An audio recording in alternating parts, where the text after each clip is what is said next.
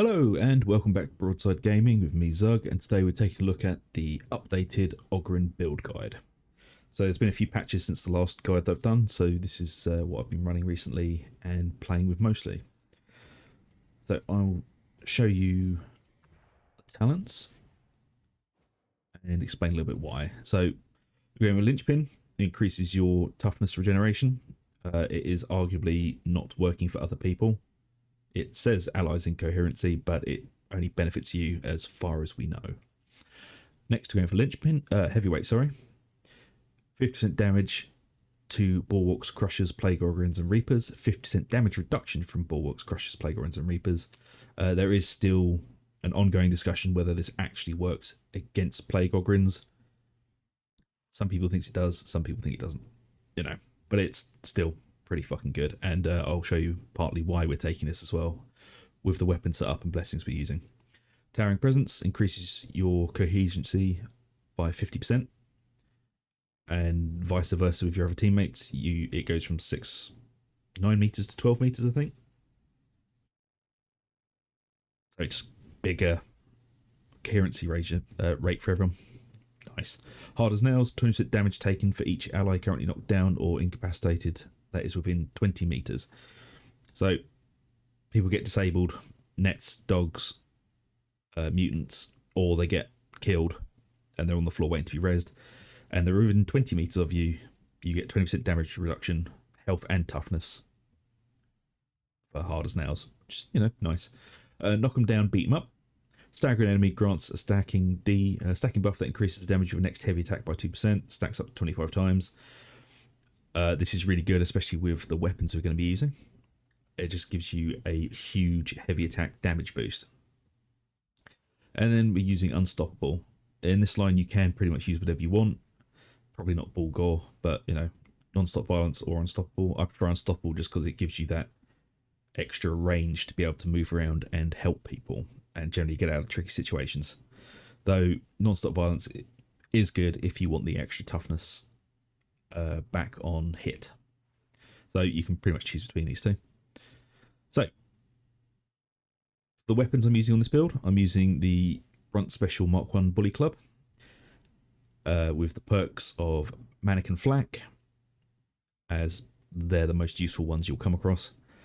It's really good for getting rid of rages, mutants, and all sorts, especially with the blessing Thrust. So you charge Thrust, you hold your heavy attack down for 3 seconds, about 3 seconds, and you get 15% power per stack. So that's 45% extra power on heavy attacks if you hold it for 3 seconds. And you combine that with knocking down, beating them up, and your heavy attacks are going to be doing a stupid amount of damage. This is also how you've been seeing zealots basically delete bosses, demon hosts, and whatnot. They're using Thrust, basically. I'm also using Confident Strikes to be able to farm toughness back, because I do mostly play on Damnation. Some people would want to go for more damage, but I prefer to just reel it back a little bit and have some more defensibility in the toolkit. If you're not a huge fan of the Brunt Special, you can swap that out for a Brute Brainer Latrine Shovel. Again, you would want Thrust and Confident Strikes on it. I don't actually have one made at the moment, but yeah. So you basically want the Brute Brainer to be the exact same as this Brunt Special, with Manic Flak, Thrust, and Confident Strikes. Because the Brunt Special can be a bit weird when it comes to trying to cleave through crowds. It's got a weird, like, pokey attack that kind of can get you into trouble if you're not ready for it. Whereas the Spade just does lots of sweeps, and it's really good against headshotting Ogryns. And for the heavy weapon, ranged weapon, sorry, we're using the Heavy Stubber. Again, you can use any of the 3 variants for this. I tend to sway more towards the Achilles because I like the ammo reserve and the horde clear of it when combined with the Spade or the Brunt Special. So you've got your melee weapon for killing Ogryns. You've got the Achilles for just gunning down hordes. Although I have said in the Heavy Stubber videos, you can take out Ogryn with the Heavy Stubbers. You can't kill crushers with it. It does nothing to them. But if a bulwark is staggered and its shield's open, you can tear it to fucking pieces with the heavy stubber. Just don't bother shooting at the shield. So again, for the perks, we're going with Flak and Manic. And for the blessings, I do think this is the meta way to build these at the moment, would be Charmed Reload and Blaze Away. Blaze Away, again, is... You will probably empty your clip before you stack it to 5 times, but it is just a nice damage creep for you. And Charmed Reload, especially on the Achilles, works really well. When you're hitting the weak spots, getting headshots, you're getting the bullets back, and you're just able to fire a lot faster. Again, as I said, you can use like the Gorgonum, which is the heavier version. Again, same Flak, Manic, Blaze Away, Charmed Reload. I don't have a Korok built up at the moment because I don't use it very often. I prefer the light or the heavy version instead of the medium. But the good thing about this build as well, you can swap in and out with weapons. Like, you can just use the Rumbler if you want to. It's not a deal breaker. So whatever range weapon you decide to use, it isn't a huge deal for switching it out.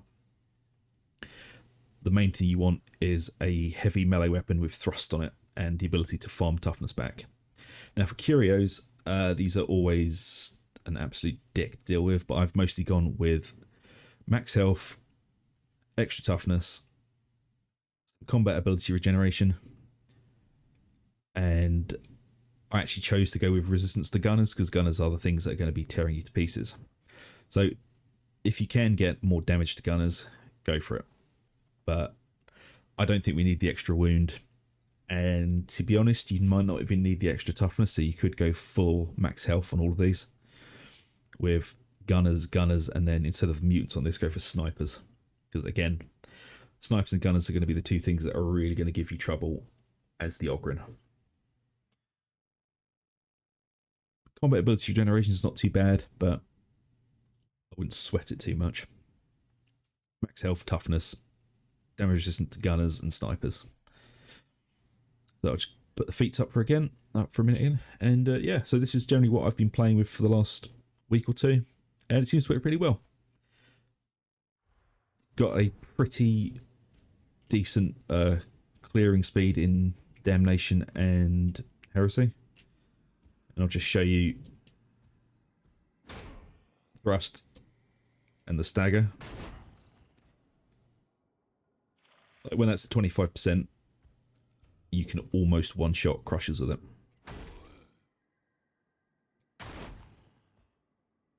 Yeah, it's my new favourite thing to do with melee weapons on the Ogryn.